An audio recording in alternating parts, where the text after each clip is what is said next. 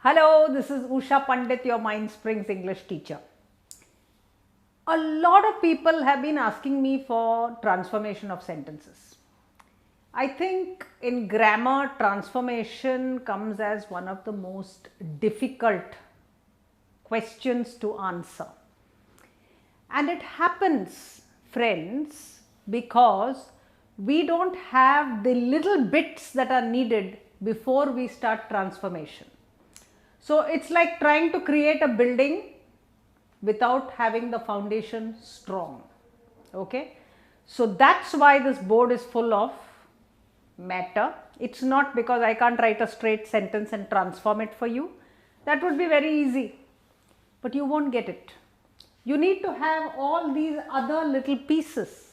1, 2, 3, 4. You need to have all those 4 pieces. And you know what? I've done videos on every one of them. So go to my playlist, grammar playlist, and check out all these videos where it has been explained completely to you. But today we are going to briefly recap some of these points before we get into transformation. So the first thing to remember is the simple, compound, complex sentences. Okay. Now if you haven't got that, you need to go and get it thoroughly. But very simply put, the simple sentence has only got one verb. Okay, it's as simple as that. If ever you are asked to transform a sentence into a simple sentence, remember there should only be one verb in that sentence. Now there are complications with that, which we will talk about in number 2. But let me finish this. The compound sentence, as you know, has got 2 verbs or 2 sentences, and both of them are equal. So 1 is equal to 1. Remember this formula. It's not a mathematical formula.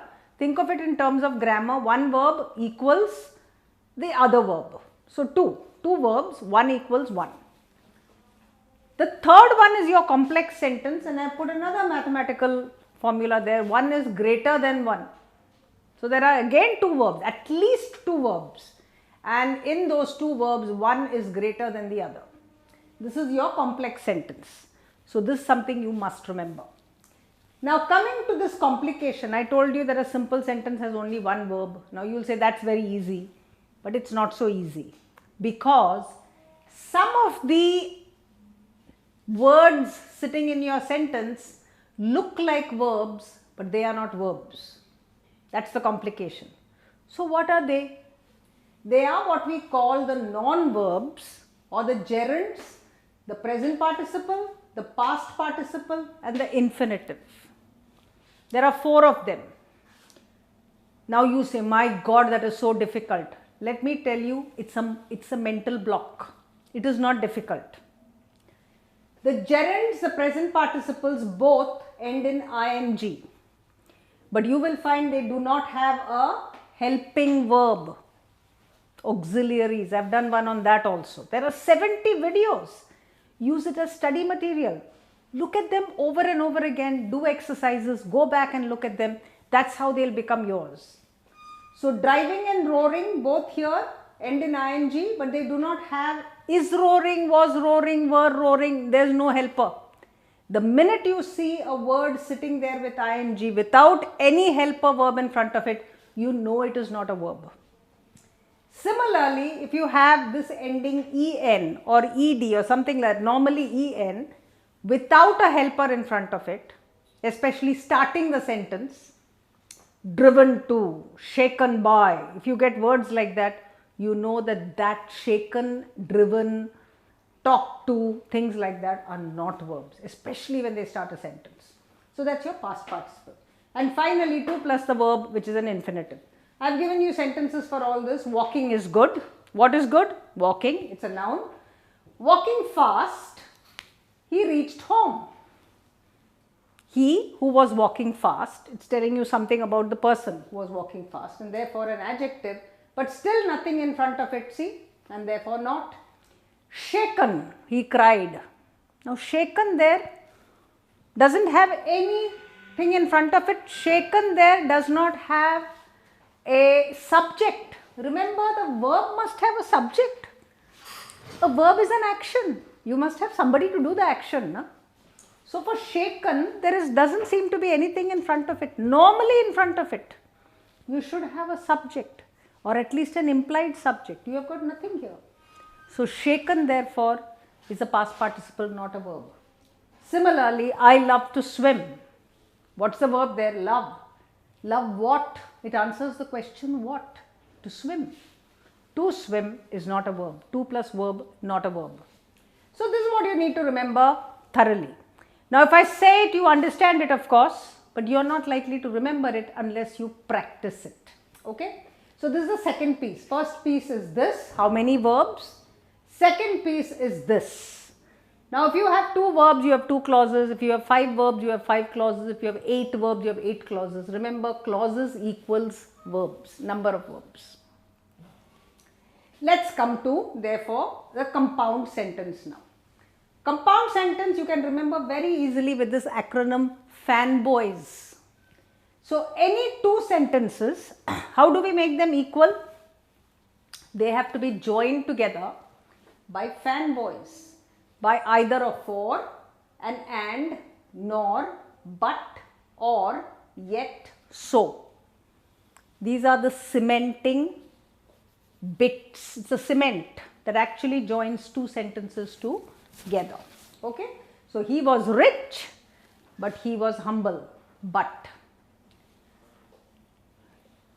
Sita cooked a meal and Ram took the girl to school. 2 sentences joined by and. So you will go on like that. Neither this nor that. All these are coordinating conjunctions. So this is important to remember for your compound sentence. Your complex sentence, obviously the word complex, so it has more matter. You will have a noun clause, an adjectival clause or an adverb clause which is subordinate.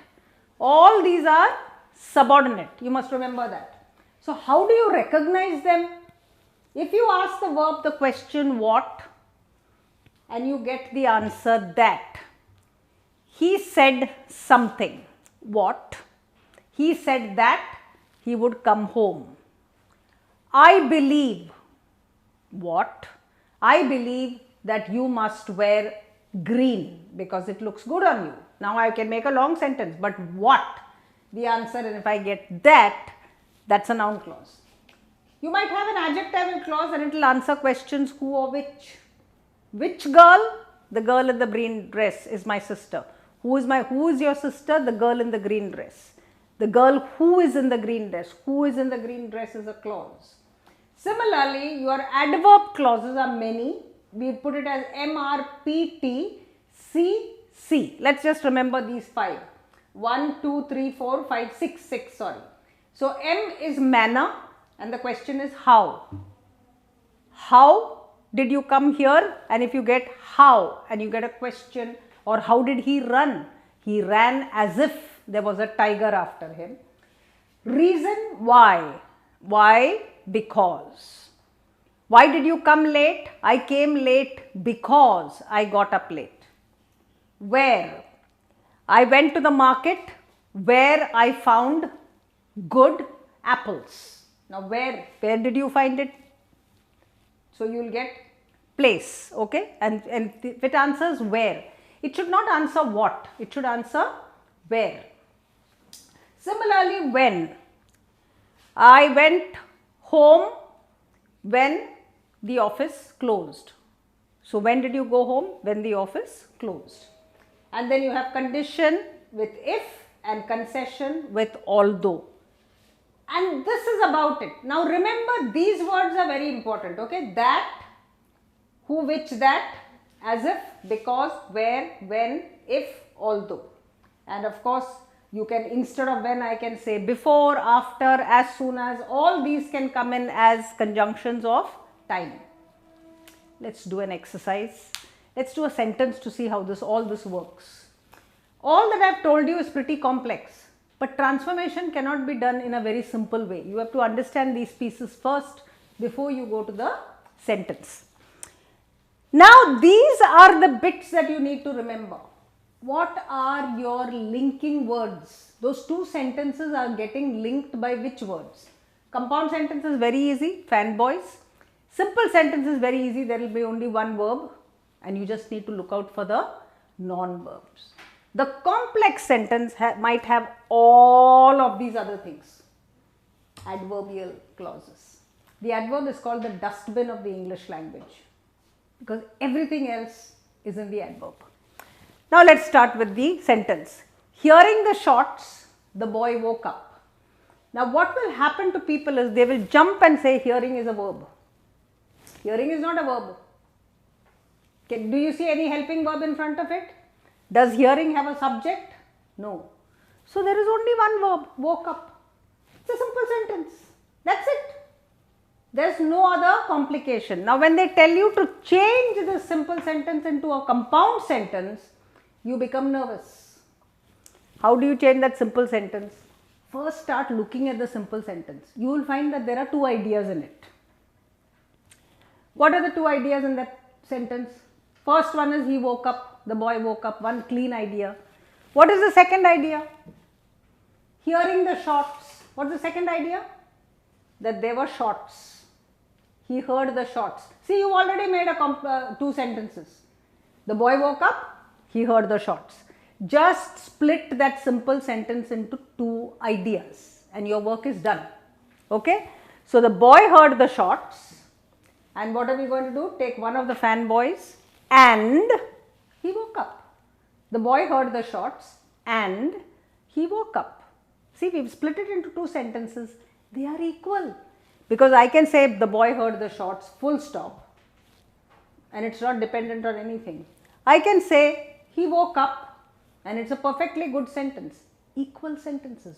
1 equals 1. Now let's change it into complex. The boy woke up. Again two ideas.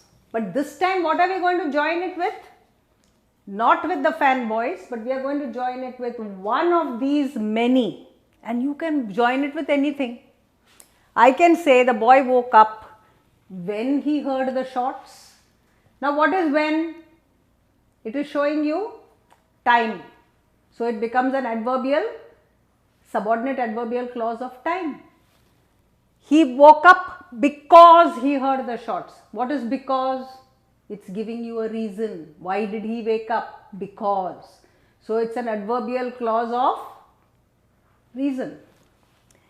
As soon as he woke up, again time, before time, after time. So the boy woke up although he heard the shots. Won't be correct.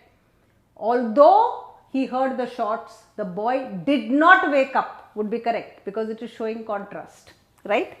And so some of these, one of these you will put there.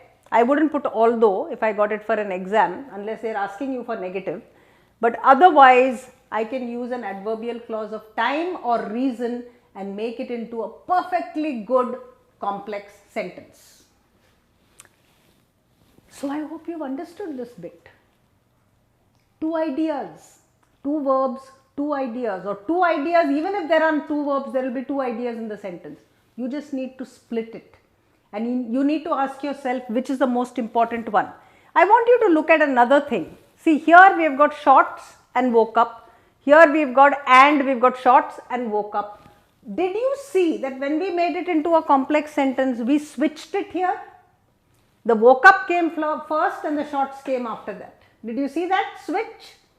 So I want you to take a good look at that sentence. Write it down in your copy. Take a good look at that sentence and ask yourself, why did we switch?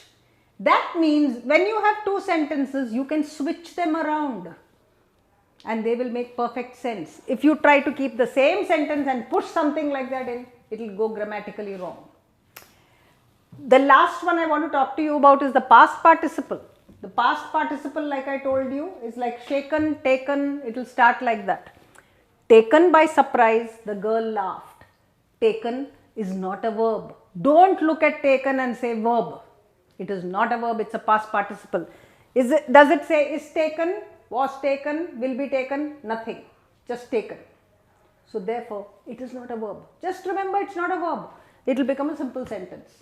Now there are two ideas again. She was taken by surprise. She laughed. You see the two ideas? Now I can join it with a fanboy or I can join it with one of these very many things. It's simple, it's easy, just go for it. I've given you 3 sentences here. I want you to pause the video. I want you to do it. And then I want you to check the description box where I've given you the answers. And I'm telling you, you'll ace it in all the transformation sentences.